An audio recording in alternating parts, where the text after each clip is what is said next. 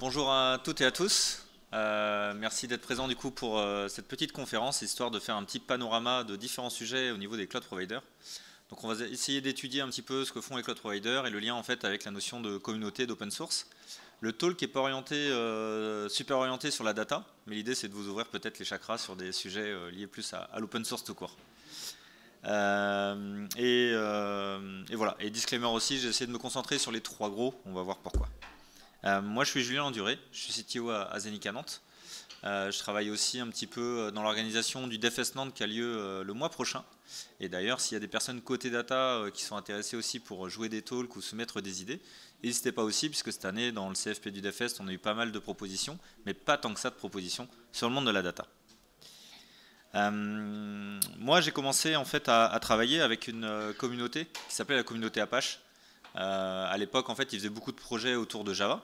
Et puis aujourd'hui, c'est souvent l'accueil quand même de pas mal de projets open source, notamment sur la partie data. Donc par exemple, on va retrouver Apache Beam, Apache Airflow, ce genre de produits qui sont en fait un petit peu l'accueil des projets open source. Et puis les cloud providers vont implémenter en mode as a service, en mode service manager ces projets-là. Il y a une autre communauté aussi avec laquelle j'ai beaucoup travaillé au début, c'est Eclipse, pour ceux qui ont un peu de bouteille, du coup qui est un IDE au départ pour le monde Java, et puis qui s'est tourné pas mal aussi sur, on va dire, l'accueil de projets côté IoT. Et puis moi, dans les années 2010, 2011, 2012, j'ai commencé à voir un truc qui arrivait, qui était du coup de mon côté Google Cloud, mais qui s'appelait le cloud finalement. De se dire, en fait, je peux développer une application, directement, je vais avoir une base de données qui est managée, je vais uploader du code, et puis ça fonctionne. Donc ça, c'est plutôt chouette. Et du coup, j'étais plutôt vraiment motivé par cette nouvelle aventure, on va dire. Juste une petite timeline aussi pour remettre un petit peu les cloud providers en perspective.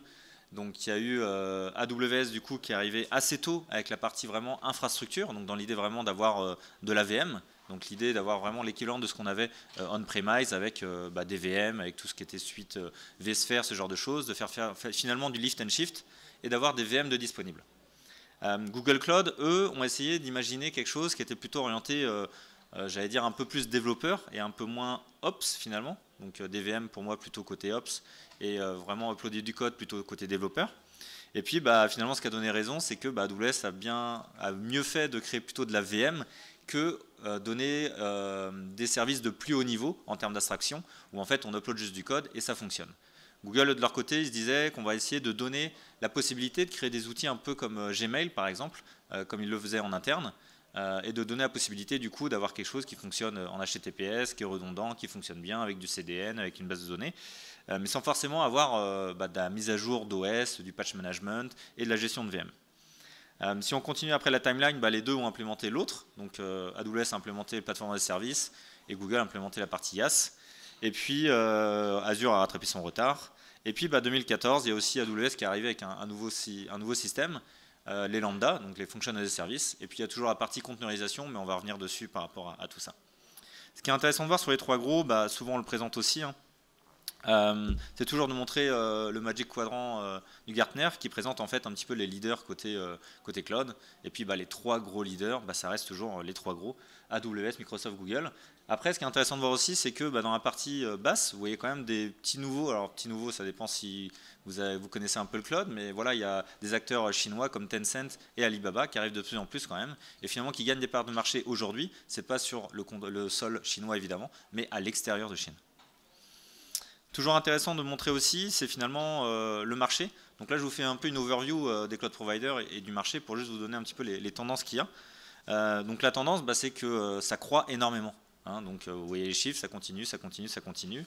Avec des parts de marché toujours impressionnantes côté AWS, donc un tiers du marché pour AWS. Alors Azure Google Cloud, c'est un peu particulier parce qu'ils rajoutent aussi par exemple côté Azure tout ce qui est revenu lié à Office 365, et côté Google Cloud ils ajoutent tout ce qui était revenu avec Workspace qui est anciennement G Suite, le Gmail d'entreprise. Ce qui est intéressant de voir aussi dernièrement, c'est que Google typiquement s'est félicité de gagner 1% sur la part de marché. Alors on va se dire mais c'est ridicule quoi, gagner 1%, mais en fait quand on voit la taille du marché que c'est, en fait c'est énorme. Donc là j'ai parlé un petit peu une overview des cloud providers, et il y a un autre élément en fait en première partie que je vais vous présenter, c'est la CNCF, parce que je pense qu'elle aura un rôle à jouer aussi dans le monde de la data de plus en plus. Donc la CNCF, on va voir ce que c'est la Cloud Native Computing Foundation, mais on va voir en détail un petit peu ce que c'est. Ce qui est important de comprendre, c'est qu'en fait, il y a une fondation qui est assez vieille, je pense que tout le monde connaît ça, c'est Linux, et donc il y a une Linux Foundation qui existe depuis pas mal de temps. Elle avait commencé en 2000, elle n'avait pas vraiment de nom, et puis c'est vraiment en 2007 du coup qu'ils ont nommé ça la Linux Foundation, avec l'idée en fait d'apporter un certain nombre de choses au noyau Linux. Et ce qui est intéressant de voir, c'est le lien aussi avec les cloud providers, c'est que les cloud providers jouent énormément le jeu de ajouter des choses au noyau Linux, parce qu'évidemment, dans les data centers, c'est énormément de Linux qui tourne. Donc typiquement, on le verra un peu plus tard, mais ces groupes ont été portés par Google dès 2008 pour faire un petit peu de l'isolation et qui a amené aussi la containerisation. Ces groupes V2 est apporté par Facebook en ce moment, etc. Donc voilà, on voit qu'ils travaillent beaucoup quand même avec Linux. Mais dans la Linux Foundation, il y a aussi des fondations filles. C'est ça qui est intéressant de voir. Et donc il y a des choses liées à la sécurité. Par exemple, la partie sécurité, on va retrouver Let's Encrypt, qui permet de faire des certificats HTTPS qui sont renouvelés automatiquement. On va trouver côté cloud la Cloud Native Computing Foundation, dans lequel on va surtout parler. Mais voilà, il y a des choses autour de la blockchain avec l'Hyperledger, des choses autour de Node.js. Bon bref, il y a plein de choses finalement dans la Linux Foundation. Donc la CNCF, l'idée c'est quoi? C'est de pouvoir hoster un certain nombre de projets pour être cloud native. Bon, après on pourra essayer de faire une définition. Ce qui est intéressant de voir, c'est que ce n'est pas forcément que avoir des projets qui sont hostés au sein de la CNCF, mais c'est aussi d'avoir en fait des guidelines, des spécifications. Donc il y a tout un tas de choses, tout un écosystème qui se crée. Il y a plus de 500 membres et il y a des membres qui sont vraiment, bon, il y a forcément un niveau de membres, Platinum sponsor, etc. Mais il y a aussi en fait des end-user sponsors qui est dans l'idée en fait d'avoir des gens qui utilisent des produits de la CNCF et qui font des retours en fait sur les différents produits. Je reviens le lien avec les cloud providers. Ce qui est intéressant de voir, c'est que tous les cloud providers, tous les géants, sont en Platinum du coup sur la CNCF. On va le voir juste derrière pourquoi, avec notamment le projet Kubernetes. Donc là, on retrouve tous les gros. Normalement, on retrouve voilà, IBM Cloud, AWS, Alibaba Cloud, même Huawei Cloud, ce genre de choses. La CNCF, elle a un truc qui est assez intéressant, je trouve, et que je vous invite à lire. Donc, c'est basé sur un bouquin qui s'appelle Crossing the Chasm, qui est en gros l'idée de définir en fait les différents projets en 3 catégories. La catégorie sandbox, la catégorie incubation et la catégorie graduation. L'idée, en fait, c'est de se dire que dans l'innovation, à chaque fois, il y a des gens qui vont essayer de prendre un truc dès le début, d'autres qui vont le prendre en termes d'early adopter, il y a déjà des retours et on va l'adopter rapidement. Et puis finalement, tout le reste, on va dire l'early majority, qui va prendre des projets. Donc c'est vraiment l'idée de classer un peu ces projets-là et les classer aussi pour vérifier aussi leur santé en termes de communauté et d'open source. Donc en projet graduated, aujourd'hui, on trouve des gros projets, les plus connus étant Kubernetes et Prometheus, pour tout ce qui est conteneurisation et observabilité. Après, il y a plein d'autres projets qui arrivent de plus en plus, des choses pour faire du container registry, mettre à jour des packages avec Helm par exemple sur Kubernetes. Bref, il y a pas mal de choses là-dessus. Ce qui est intéressant de voir, c'est qu'en fait les projets validés, ils ont du coup un certain nombre de caps à respecter, avec donc comme on le disait, la partie d'abord être en incubation, en sandbox, en incubation et en graduation. À chaque fois, en fait, ça va être vérifié par un comité, donc le TOC, Technical Oversight Committee, qui est en fait des personnes qui vont regarder un petit peu le projet et sa santé open source. Donc par exemple, ils vont regarder est-ce que le projet a bien un code of conduct. Ça, c'est des trucs un peu de base, mais c'est toujours intéressant en termes de vérification, en termes de santé communautaire. Ils vont vérifier aussi qu'il n'y a pas qu'une société qui est derrière le projet. Donc il faut qu'il y ait au moins dans les core committers des personnes de 2 organisations différentes. Il y a l'idée aussi de vérifier si les contributions externes sont bien acceptées dans le projet. Donc tout un tas en fait de choses qui sont vérifiées à ce niveau-là, sur les bonnes pratiques finalement du monde open source pour qu'ils passent en graduated. Donc la CNCF, c'est un certain nombre de projets, et en fait tout autour des projets, ils essaient de aussi faire pas mal de choses. Il y a un landscape où en fait ils présentent tout un tas de projets. Bon là j'ai fait une capture d'écran, c'est illisible, mais bon voilà, vous pouvez y accéder directement avec le lien, et en fait vous voyez un petit peu tous les projets open source et leur implémentation chez les cloud providers. Ils ont sorti également un trail map qui est dans l'idée en fait de se donner un chemin pour devenir cloud native. Donc voilà, là-dedans ils expliquent que d'abord faire de la conteneurisation, après il faut essayer de faire du CI/CD, après il faut faire autre chose, etc. etc. Ce qui est moins connu, c'est qu'ils essayent aussi de sortir des radars dernièrement. Donc c'est pas des radars aussi complets, je sais pas moi, que le Gartner ou ce genre de choses, mais il y a quand même l'idée en fait de pouvoir positionner un certain nombre de projets open source et de pouvoir indiquer si on est plutôt dans un mode où il faut absolument les adopter, les essayer. Tout ça pour dire que côté Cloud Native, l'idée du coup de la CNCF, c'est de faire en sorte, et ça j'aime bien dans la définition, d'avoir du coup cette notion de vendeur lock-in qui n'est pas présent, donc l'aspect vendeur neutral, donc être neutre par rapport à l'implémentation des cloud providers. Donc ça c'est vraiment, je trouve, une définition qui est intéressante et qui définit bien l'aspect cloud native. Bon, au départ, l'aspect cloud native, c'était de se dire qu'on est prêt pour le cloud, mais aujourd'hui, bon, vous avez vu la croissance du cloud, tout le monde est quasi prêt pour le cloud, il y a plein de solutions pour pouvoir déployer dans le cloud. Si vous faites déjà du Kubernetes on-premise, faire du Kubernetes sur le cloud, ça va être finalement pas si compliqué que ça. Donc l'idée, c'est plutôt de réfléchir comment aussi avoir cette notion où on n'a pas de vendeur lock-in avec ça. Juste pour revenir aussi petite rétrospective. Donc moi, quand j'ai commencé à faire du cloud avec des side projects ou des projets pour des assos sur App Engine en 2012, en fait, pour faire un appel HTTP à l'extérieur, il fallait que j'importe une librairie qui était com.google, enfin une librairie com.google. C'est-à-dire qu'il fallait que j'utilise exactement une librairie qui est fournie par Google. Donc j'étais lié finalement à Google Cloud. Je ne pouvais pas prendre ce code-là et l'exécuter ailleurs, je ne sais pas moi, sur un Tomcat ou chez un autre cloud provider. Là, l'idée justement, c'est de travailler avec la cloud native pour essayer de faire en sorte qu'il y ait un certain nombre de choses qui soient compatibles entre elles. Donc en conclusion, sur l'aspect un peu CNCF, moi je trouve ça intéressant d'avoir cet aspect-là, donc cloud native, où on essaie d'éviter le vendeur lock-in, l'aspect open source, et puis vérification de la santé communautaire finalement de ces projets-là, qu'ils ont un minimum en fait de contributeurs, de sociétés qui sont derrière, et que ce n'est pas uniquement une vitrine avec juste un contributeur majoritaire qui serait une société. Dernier point aussi intéressant pour ceux qui font beaucoup de cloud, c'est qu'il y a une FinOps Foundation qui s'est créée, qui est dans l'idée du coup de définir un petit peu les bonnes pratiques en termes de FinOps. Et ça, c'est vrai que ça peut être intéressant aussi dans un monde où vous faites beaucoup de data, peut-être beaucoup voilà, de traitement de GPU, de dataset. Donc c'est vrai que ça peut être intéressant de regarder ce qui se fait aussi. Donc deuxième item que je voulais parler, c'était un peu l'aspect open source. Donc là, on a vu un petit peu les cloud providers. On a vu ce que c'était la CNCF, où tous contribuent du coup dans la CNCF. Et donc l'idée justement, c'est de regarder un peu l'aspect open source par rapport à ça. Il y a un bon site, enfin un bon site. Tout est relatif. Le site en fait sort des stats pour les personnes qui ont fait des commits sur GitHub avec leur adresse corporate, donc google.com, amazon.com, ce genre de choses. Mais n'empêche, ça permet de donner une idée des contributions open source. Donc là, on voit Google, Microsoft, Red Hat dans les premiers. Ce qui est intéressant de voir, c'est que par exemple, il y a des sociétés comme Apple qui sont, on le sait, très peu tournées vers l'open source et qui ne sont pas forcément présents du coup dans ce genre de listing. Petit point aussi pub. On va arriver au mois d'octobre, il y a un truc tous les ans qui s'appelle le Hacktoberfest, qui permet en fait, avec DigitalOcean, qui est un autre cloud provider que je n'ai pas cité dans les trois gros, mais qui permet du coup de finalement être récompensé par rapport à des contributions open source. Donc si vous voulez vous y mettre, finalement, c'est vraiment en octobre qu'il faut vous y mettre. Pourquoi finalement les cloud providers font aussi du cloud, de l'open source? Donc l'idée en fait, c'est de se dire que les utilisateurs, finalement nous, on ne veut pas être liés toujours à un seul cloud provider. Il y a l'idée aussi de se dire qu'on veut pouvoir tester peut-être des choses en local, on peut avoir des choses peut-être on-premise un petit peu chez un cloud, peut-être on désire se lier à deux cloud providers, ou en tout cas ne pas être lié ad vitam aeternam à un cloud provider parce qu'on ne sait pas ce que ça va donner ou que sais-je. Donc il y a l'idée vraiment de se dire qu'en utilisant des stacks open source, on peut changer. Il y a la partie réversibilité, la partie compatibilité, donc on peut faire pas mal de choses. Donc l'idée c'est d'éviter cet aspect vendor lock-in qui nous permet de déployer sur différents environnements, et donc c'est là où l'open source nous aide. Donc l'open source, il y a eu les 30 ans de Linux l'année dernière, et finalement un élément assez important qui est arrivé, c'est la conteneurisation.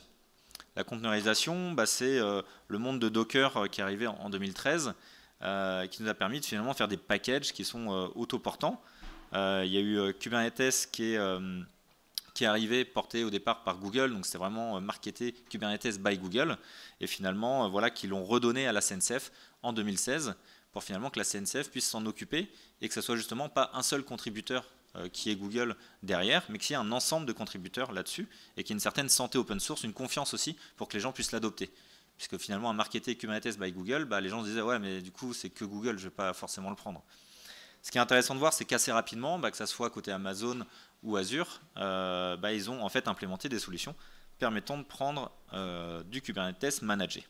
Donc l'adoption de Kubernetes, ça a marché très très vite, et finalement aujourd'hui, c'est un standard en fait du marché d'avoir du Kubernetes.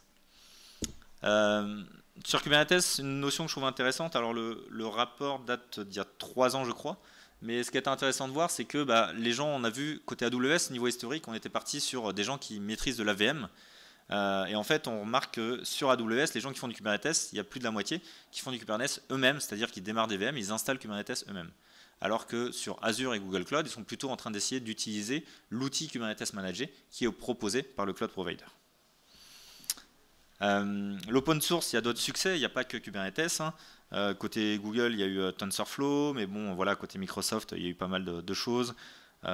Twitter Bootstrap, bon bref, il y a beaucoup de projets qui ont permis aussi finalement à des gros de paraître sympathiques avec les développeurs.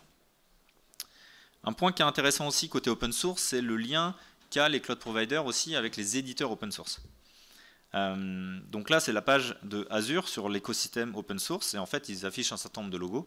Donc ça veut dire qu'ils sont main dans la main avec par exemple Red Hat, SUSE ou HashiCorp pour essayer de travailler ensemble et apporter des solutions. Donc ça, c'est des éditeurs open source et d'apporter du coup des solutions open source chez le cloud provider et travailler main dans la main. Côté Google Cloud, bon, bah, il y en a 5 mis en avant, GitLab, Redis, Elastic, MongoDB et Confluent. Et on voit du coup que dans leur discours, ils ont de suite souligné aussi le point important, c'est qu'en fait, les services qu'ils proposent en open source sont managés chez le cloud provider, mais ils rajoutent aussi qu'ils sont opérés, enfin, qui sont gérés d'un point de vue opérationnel par les partenaires. Donc ça veut dire qu'ils n'ont pas juste main dans la main mis en place, par exemple Redis qui était en open source et qui l'ont mis en place chez le cloud provider, mais là du coup il y a toujours des gens de Redis Lab qui s'occupent aussi de regarder comment se comportent des Redis sur Google Cloud. Donc ça ils essayent de le mettre en avant. Et puis AWS, ils sont souvent assez timides sur leur page. Donc voilà, ils indiquent qu'ils travaillent avec des open source leaders, mais ils n'indiquent pas forcément lesquels. Donc il y a quelques noms qui surgissent comme MongoDB et Red Hat, mais pas plus que ça. Un point qui est important au niveau des différents cloud providers aussi, c'est le lien en fait avec les communautés. Ce qui est présenté aussi avec la CNCF par exemple, c'est que même si on a un produit technique qui est costaud, qui apporte beaucoup de valeur, en fait si derrière il n'y a pas une communauté pour pouvoir en parler, bah, finalement il y aura moins d'adoption.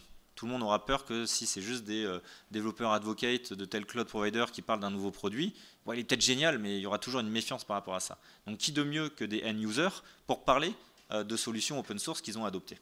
Donc c'est pour ça aussi que communauté, en termes de communauté, les cloud providers essayent de travailler et de faire en sorte qu'il y ait des communautés qui se créent pour parler d'eux, tout en leur laissant en fait une certaine autonomie. Donc évidemment, hein, l'aspect communautaire, l'idée c'est d'échanger, ça peut être des conférences comme aujourd'hui, ça peut être des meet-up, l'idée vraiment de partager, de créer des choses entre les différentes personnes, d'échanger sur les bonnes pratiques, les solutions, et de se dire finalement que ce soit avec l'open source ou les communautés, c'est-à-dire donner les moyens de parler sur leur projet, ou alors donner les moyens de l'adopter tout court parce qu'il est open source, bah finalement ça laisse le choix aux personnes de choisir le bon produit. Et donc ça force les cloud providers à avoir assez confiance en eux pour se dire bah, c'est nous qui avons le meilleur produit. Et finalement, bah, communiquez dessus, essayez-le, et vous verrez si c'est vraiment nous qui avons le meilleur produit. Donc ça c'est une démarche aussi qui est intéressante, voilà, de se dire que finalement ils laissent quand même pas mal la main là-dessus. Donc à chaque fois on va parcourir un petit peu ce qu'ils ont, et à chaque fois il y a deux parties. On a vraiment la partie je donne les moyens à des personnes de s'organiser, donc d'organiser des meet-up, des conférences, et je donne les moyens aussi à des personnes de parler, d'être speaker, de créer du contenu et de les récompenser par rapport à ça. Donc il y a un certain nombre de reconnaissances communautaires. Côté Azure, donc, on l'a vu donc, avec le speaker, pour ceux qui étaient dans cette salle juste avant, il est MVP, donc Most Valuable Professional.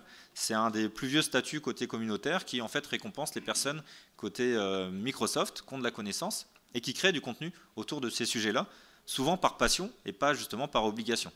C'est pas parce qu'ils sont MVP qu'ils se doivent de sortir des articles de blog, c'est parce qu'ils ont sorti des articles de blog qu'ils sont devenus MVP. Donc en termes de meet-up, on voit qu'il y a pas mal de meet-up cloud côté Azure, 160. Donc ça c'est dans le monde, hein, toutes les stats. Des MVP, il y en a 534 côté cloud. C'est quand même assez énorme. Donc on voit le ratio, 150 meet-up, 500 MVP cloud. Côté Google, donc ils ont la notion de GDG, Google Developer Group, dont je fais partie avec le DevFest. Des Cloud Meetup, il y en a 200 dans le monde, et des GDE, il y en a 148. Donc on voit que c'est 150 pour 200 Meetup. Pour info, il y a un GDG Cloud Nantes qui existe, on est 400 membres, on fait des événements de temps en temps, donc n'hésitez pas sur Meetup si vous voulez rejoindre, ça peut être des choses en ligne ou en présentiel. Côté AWS, là on se retrouve avec 427 Meetup et 248 Heroes, donc on voit aussi un ratio qui est la moitié de Heroes et la moitié de, enfin x2 en Meetup. Tout ça, c'est intéressant. Après, en disclaimer aussi, j'ai pas regardé si chaque meetup était actif. Hein. il y en a beaucoup trop, mais du coup ça donne des stats quand même sur les moyens qu'ils ont aussi d'essayer d'animer des choses dans les différentes villes. Typiquement il y a un WS Nantes qui existe, etc. Ce qui est encore plus intéressant, c'est que la CNCF, du coup, vous vous souvenez, hein, la Cloud Native Computing Foundation que j'ai parlé juste avant, a créé aussi ce genre de statut pour permettre à des personnes dans différentes villes de pouvoir travailler, communiquer sur différents projets hostés sur la CNCF. Donc il y avait 195 meet-up depuis début 2021 et des CNA, donc des Cloud Native Ambassadeurs, qui est dans l'idée justement des récompenses aussi pour les personnes qui parlent beaucoup sur ces sujets-là. Et il y en avait 129. Ce qui est étonnant en ce moment, c'est que le réseau il a été suspendu, donc je ne sais pas s'ils ont un problème là-dessus, c'est sur Meetup. Mais du coup, il n'y a plus le réseau des Cloud Native Computing Foundation, donc le CNCF Nantes est pour le moment mort. Donc ça, c'est intéressant de voir que la CNCF a repris en fait les bonnes pratiques qu'avaient mis en place AWS, Microsoft et Google Cloud pour essayer finalement que les gens parlent des projets, et finalement ça marche assez bien. Autre point aussi, c'est la possibilité de vraiment... Non, la conférence est jusqu'à 11h20. Excuse-moi. Excusez-moi, il me faisait signe. Enfin, je crois. Hein. Ok. Du coup, oui, j'en étais sur les événements principaux. En fait, l'idée aussi en termes de communauté, c'est de pouvoir justement inviter peut-être ces personnes qui organisent des choses, qui créent du contenu sur différents sujets, pour les inviter aussi à un gros événement où aussi ils vont mélanger les différents développeurs advocates, les gens du produit, etc., pour finalement célébrer la plateforme. Et donc souvent des choses assez grandioses avec des concerts, je ne sais pas moi, de Gwen Stefani, des shows à Las Vegas, etc. Donc vraiment des choses aussi importantes pour donner de la motivation à tout le monde, repartir avec ces notions-là. Donc vraiment d'avoir une grosse messe où finalement on publie vraiment les différents produits, les nouveautés qui arrivent. Et finalement, bah, les développeurs aiment bien en fait ce genre aussi d'événements un peu choc qui permettent du coup de repartir avec pas mal de choses en tête. Donc j'ai fait un peu le tour finalement de l'aspect des cloud providers, de l'open source, des communautés. Maintenant en fait je vais prendre 3 cas d'usage, histoire de représenter aussi certaines histoires. Donc la première histoire, je l'ai déjà plus ou moins raconté déjà, c'est Kubernetes et Google Cloud. Donc Kubernetes, voilà, qui est un projet qui a été mené par Google Cloud, qui est ressorti des bonnes pratiques qu'ils avaient en interne sur le monde de la conteneurisation et de l'isolation différents process. Et puis bah, du coup créé par Google. Donc au début vraiment l'idée que ça soit marketé, créé par Google. Donc on s'est retrouvé avec un logo vraiment Kubernetes by Google. Aujourd'hui en fait dans l'adoption, vous l'avez vu tout à l'heure, donc que ce soit Azure, AWS, OVH, Scaleway, enfin bref, tout le monde en fait adopte du Kubernetes, donc c'est vraiment le standard du marché. Et en fait le discours en fait côté Google Cloud, c'est de se dire bah nous on reste quand même ancré et on a quand même conçu, imaginé Kubernetes, donc qui de mieux que nous, finalement, pour hoster votre Kubernetes managé avec GKE, qui est le produit du coup qui est ici. Okay, donc il y a l'idée aussi de se dire, bah, finalement, on a été au début du truc, on l'a rendu quand même complètement open source, il y a des communautés et un certain nombre de personnes qui contribuent dessus, mais on reste finalement les personnes qui avons imaginé le truc, donc quoi de mieux que nous finalement pour pouvoir l'opérer.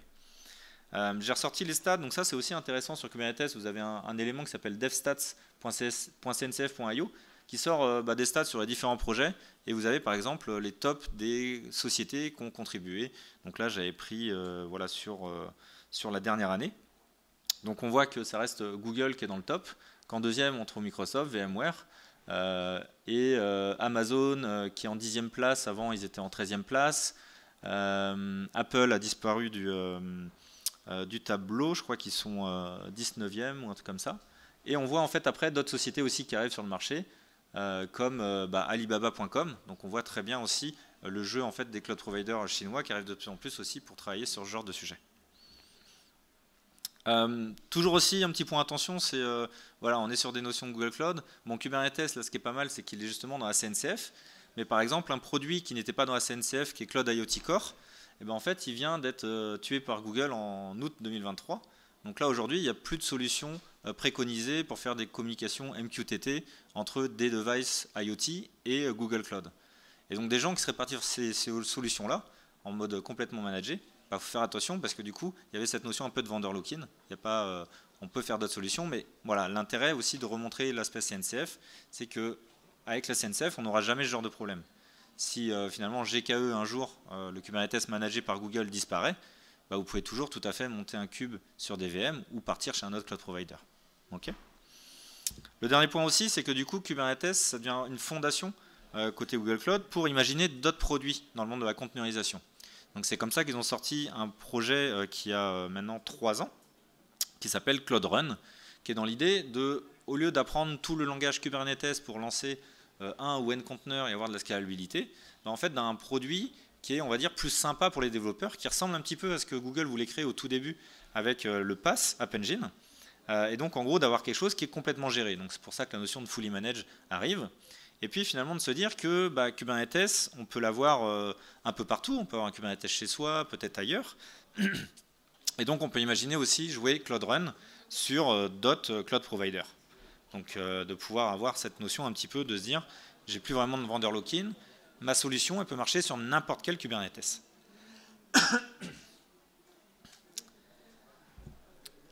La deuxième, excusez-moi.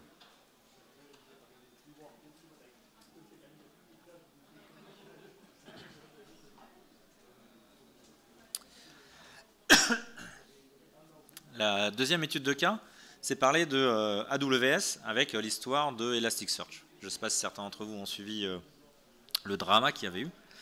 On l'a vu dans le monde de l'open source, on a beaucoup de sociétés qui finalement sont derrière les produits open source. Si on parle de Kafka, il y a Confluent derrière. Si on parle de Redis, il y a Redis Lab derrière. Bref, les sociétés en fait qui aident finalement à concevoir le produit. Alors le produit est en open source, mais finalement il y a quand même une société derrière qui travaille au quotidien pour concevoir, ajouter des nouvelles fonctionnalités, corriger les codes, etc. Et en fait, ces sociétés-là étaient beaucoup sur des licences vraiment assez ouvertes en termes open source, que ce soit des licences MIT, Apache 2, bon, des choses assez classiques dans le monde open source. Et en fait, AWS a créé, donc ça c'était fin 2017-2018, a créé DocumentDB, donc un produit qui reprenait en fait le code source de MongoDB et qui l'ont mis en mode managé. Donc en gros, AWS a récupéré, grossièrement, je le résume, mais AWS a récupéré finalement le code source de MongoDB et puis l'a mis à disposition chez eux. Et donc avec un client MongoDB, c'était compatible soit avec un MongoDB open source, soit avec un MongoDB qui est fait par MongoDB Inc., soit directement avec Amazon. Sauf que du coup, ça a posé beaucoup de problèmes parce que tous les revenus générés par AWS en hostant du MongoDB, en fait, MongoDB Inc. n'avait rien. Okay, et donc, du coup, ils ont créé pendant des années un produit open source. Et là, quelqu'un le prend et le met à disposition et se fait de l'argent avec. Et comment c'est possible? Donc, il y avait l'idée aussi de travailler sur cette monétisation. Et en fait, il y a pas mal de sociétés, du coup, qui sont passées sur des licences un peu différentes, qui ne sont plus des licences Apache, mais des licences SSPL, Server-Side Public License, qui est dans l'idée de se dire que le projet est open source tant qu'on ne fait pas un SaaS avec. Okay, dans l'idée, on veut vraiment garder la main sur le fait de se rémunérer côté serveur avec cette notion-là. Donc MongoDB a tout expliqué, donc ils sont passés sur une SSPL au lieu de la GPL. Ça fait pareil aussi couler pas mal d'encre. Et puis il y a une autre histoire derrière avec AWS, un peu plus loin. Donc là, bon, c'est certaines citations qui indiquent que pas mal de monde était assez déçu de l'attitude d'AWS à ce moment-là. Parce qu'AWS, ils n'avaient pas trop l'habitude de l'open source en fait. Ils en ont profité surtout pour réutiliser quelque chose. Et en fait, ils ont commencé aussi à faire un autre élément. Donc là, c'est pareil, Red Hat qui abandonne du coup la SSPL. Après, il y avait l'idée aussi de se dire côté Fedora et Debian, de se dire la SSPL, est-ce que c'est vraiment une licence open source? Parce qu'en gros, open source c'est cool, on peut en faire ce qu'on veut normalement. Sauf que là, on interdit quelqu'un de pouvoir l'héberger sur un serveur et de se faire de l'argent avec. Donc est-ce que finalement c'est toujours de l'open source? Donc Fedora et Debian, pareil, ils étaient en mode, c'est limite plus de l'open source en fait, cette licence-là. Bref, ça a fait couler pas mal d'encre. Et puis après, AWS a du coup fait quelque chose d'autre. Ils ont fait en fait une solution qui était du coup Open Distro pour Elasticsearch. Donc Elasticsearch avait bien changé de licence, donc AWS ne pouvait pas juste prendre le code open source d'Elasticsearch et puis le mettre en hosté. Donc ils ont recréé une solution compatible avec le client Elasticsearch. Ils l'ont appelé Open Distro. Et là pareil, ça a fait couler beaucoup d'encre parce que du coup, ils créent une concurrence finalement au produit Elasticsearch standard par rapport à ça. Et ce qui est intéressant de voir, c'est que dans leur démarche, Azure et Google Cloud sont plutôt en fait à travailler avec les gens de la société Elastic pour avoir le produit sur étagère, quitte à leur donner une rétribution directement avec les mêmes comptes de facturation. Alors que là, on a encore eu une phase où AWS du coup a imposé finalement une nouvelle solution qui est Open Distro, qui s'est renommé d'ailleurs entre-temps en OpenSearch, et qui a même sa conférence maintenant, OpenSearchCon, en septembre. Tout ça pour résumer aussi que c'est intéressant de suivre un peu ces évolutions-là, et de comprendre un peu tout ça. Donc les cloud providers contribuent à l'open source, parce que là OpenSearch, j'allais dire Open Distro, mais non, OpenSearch du coup est complètement open source. Donc finalement AWS a contribué à l'open source. Mais en fait ils ont créé un nouveau fork, un nouveau projet qui ressemble un petit peu au projet Elasticsearch. Donc il y a l'idée de se dire les communautés finalement elles ont forké, quoi. Il y a deux communautés différentes et chacun des projets va continuer son chemin. Ce qui est intéressant de voir, c'est que Elasticsearch, vu que c'était compatible avec leurs clients, ils ont aussi fait en sorte de faire des checks au niveau des clients pour que ce soit plus compatible avec la solution d'AWS. Donc c'est vraiment un petit peu la guéguerre. Et du coup, on va dire que maintenant, l'idée c'est que ça soit plus compatible. Donc soit on utilise Elasticsearch, soit on utilise OpenSearch. Dernier case study, c'est l'aspect multi-cloud. On a vu que Kubernetes maintenant c'est un standard. Et en fait, les cloud providers l'ont bien compris. De se dire, voilà, avec le monde de la containerisation, j'ai pas de vendeur lock-in, je peux déployer un peu dans n'importe quel cloud, voilà, je peux faire des choses à moitié on-prem, à moitié du coup chez un cloud provider. Par contre, c'est pas mal tout ça, mais au-delà de Kubernetes, il faut que je gère aussi, si je commence à être un peu partout, il faut que je gère le fait de surveiller, monitorer, entrevoir un petit peu tout ce qui se passe sur mes plateformes. Donc c'est pour ça qu'en termes d'observabilité, d'interopérabilité, il faut trouver un moyen que ça fonctionne. Et en fait, la réponse, c'est tous les projets open source qui sont hostés par la CNCF. Donc côté multi-cloud, on se retrouve avec tout un tas de produits différents. Il y a Anthos côté Google Cloud, il y a Arc côté Azure.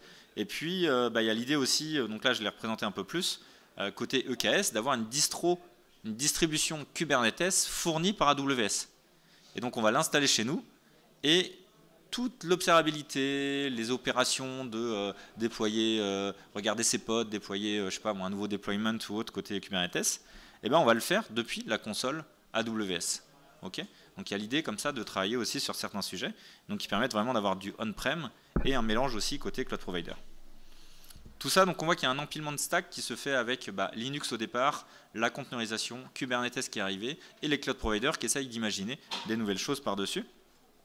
Comme j'ai dit tout à l'heure, donc là c'est un focus côté Google Cloud, mais en fait ils permettent finalement de se dire que basé sur du Kubernetes un peu partout, ils ont créé différents projets par-dessus, donc tout ce qui est en cluster management avec l'aspect control plane côté Kubernetes, la partie service management avec un projet open source qu'ils ont essayé de pousser qui s'appelle Istio, et un dernier projet pour pouvoir faire du serverless avec un autre projet qui s'appelle Knative. Ces projets-là sont open source. Google a une démarche assez intéressante de voir qu'ils essaient de faire en sorte que le projet open source soit assez mature pour eux, pour le redonner à la CNCF. Donc de la même manière que vous aviez vu, on avait Kubernetes by Google au début, ils ont attendu que le projet soit assez stable selon eux et remplisse, on va dire, leurs besoins avant de le redonner à la communauté. Ça a été la même chose un petit peu avec Istio et Knative. Ça a mis du temps pour qu'ils soient dans la CNCF, mais aujourd'hui, maintenant, tous ces projets-là sont dans la CNCF, donc font que finalement c'est assez mature et assez sain comme projet open source. C'est quoi la suite? Aujourd'hui, en fait, l'open source, moi je le vois comme un ensemble de composants réutilisables, avec l'idée vraiment de se dire qu'on peut peut-être se tester à lancer 2 fusées, donc tester 2 cloud providers ou différentes façons de faire. Tant qu'on reste un petit peu dans le monde de la containerisation, on pourra défaire un certain nombre de choses. L'aspect multi-cloud aussi arrive de plus en plus dans les sociétés, même si c'est vrai qu'en termes de données, c'est pas toujours évident de faire du multi-cloud. Il y a l'idée aussi de toujours continuer à travailler sur des produits, moi je trouve en tant que développeur serverless. En fait, il y a de plus en plus de solutions qui font du serverless à partir de solutions de conteneurs. C'est-à-dire qu'historiquement, on a les lambda et les cloud functions, mais en fait, on est limité à un certain nombre de runtime. On va être en Node.js, je sais pas moi, 14, avec tel type, je sais pas moi, telle version d'image magique disponible sur la cloud function. Et finalement, on ne peut pas faire tout ce qu'on pourrait vouloir faire.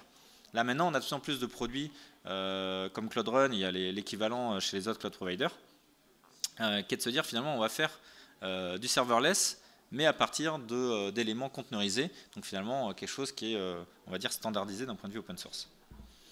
Donc ça, c'est quelque chose que j'aime bien expliquer. Le point aussi, c'est de dire que les cloud providers adorent Linux, ils contribuent énormément à Linux, et que finalement, sans Linux, il n'y aurait pas eu autant d'évolution chez les cloud providers, donc c'est vraiment un jeu qui revient. Après, ils ont différentes façons de contribuer et de rétribuer l'open source à ce niveau-là. Il me reste un petit peu de temps. Des petits points bonus en termes de diversité et d'inclusion aussi en comparant les cloud providers. J'aime bien finir sur ces sujets-là. Il y a la CNCF qui travaille pas mal sur tout ce qui est voilà, inclusion, donc notamment des conférences sur comment être inclusif quand on est speaker. Côté Google Cloud ou Azure, ils ont aussi des communautés orientées vraiment pour mettre en avant les femmes, par exemple, avec les Women Tech Makers. Donc ça, c'est des initiatives qui sont assez intéressantes. Et puis, côté CNCF, ils ont même tout un parcours, un Learning Pass, pour finalement, j'allais dire, avoir des soft skills, donc notamment l'aspect éthique, l'aspect inclusivité, l'aspect, comme on l'a dit, inclusion, sécurité. Donc on va dire vraiment des bases. Et ça, c'est vraiment quelque chose qui est assez intéressant aussi à promouvoir. C'est un Learning Pass qui est totalement gratuit et qui se fait finalement assez bien. Dernier item que j'aime bien montrer aussi, c'est sortir un peu de l'open source, mais ça va un petit peu avec. Dans l'idée, on peut réutiliser des choses sans forcément cramer la planète. Donc l'aspect sustainability. Donc vraiment, les cloud providers ont différentes démarches par rapport à ça. Si on regarde côté AWS, comme j'ai dit, ils sont pas très engageants, en tout cas sur leur site web. Alors peut-être qu'ils ont d'autres commitments ailleurs, mais en gros, là, il n'y a pas de date cible pour essayer d'arriver justement au 100% de renewable energy. C'est en gros, on va le faire, hein, c'est dans notre roadmap, ne vous inquiétez pas. Là où je trouve que côté Azure, c'est clairement affiché un certain nombre de dates directement indiquées, donc 2030 pour certaines choses, Zero Waste aussi en 2030. Et côté Google Cloud aussi, un certain nombre de choses qui indiquent aussi en 2030 d'être carbone free. Donc ça, c'est vraiment aussi intéressant. Et ils ont même sorti aussi dernièrement côté Google Cloud, et ça arrive de plus en plus chez AWS aussi, la notion de choisir sa région et de pouvoir afficher un certain nombre de choses en fonction de ses besoins. Donc est-ce que c'est la latence réseau, est-ce que c'est la consommation de CO2, ou est-ce que c'est le coût finalement, puisque vous savez qu'en fonction des data centers qu'on choisit, on n'a pas forcément le même coût à la VM, à la ressource. Donc ça, c'est des choses, je trouve, qui sont intéressantes de ce point de vue-là. Donc voilà, donc c'est ça, c'est le région picker que je voulais rapidement montrer, qui arrive aussi chez les autres cloud providers. Et donc du coup, on peut choisir en fonction de, c'est plutôt mon empreinte carbone qui m'intéresse, plutôt la latence ou plutôt le prix. J'ai fini pour cette partie-là, pour cette conférence. En résumé, j'ai essayé de faire un petit tour des cloud providers, vous donner un état des lieux, parler un petit peu de l'open source avec la CNCF, parler un petit peu de la notion communautaire aussi, qui est important en fait finalement pour l'adoption des produits open source. Et puis 3 case studies avec la notion donc Kubernetes qui est un standard, AWS qui a fait à certains moments mal à des éditeurs open source, et puis finalement que l'aspect multi-cloud aujourd'hui, par exemple côté Google et ailleurs, c'est porté énormément par du Kubernetes qui est donc devenu un standard. Je vous remercie du coup pour cette conférence, je remercie le Salon Data, et puis n'hésitez pas du coup si vous avez des questions. Merci.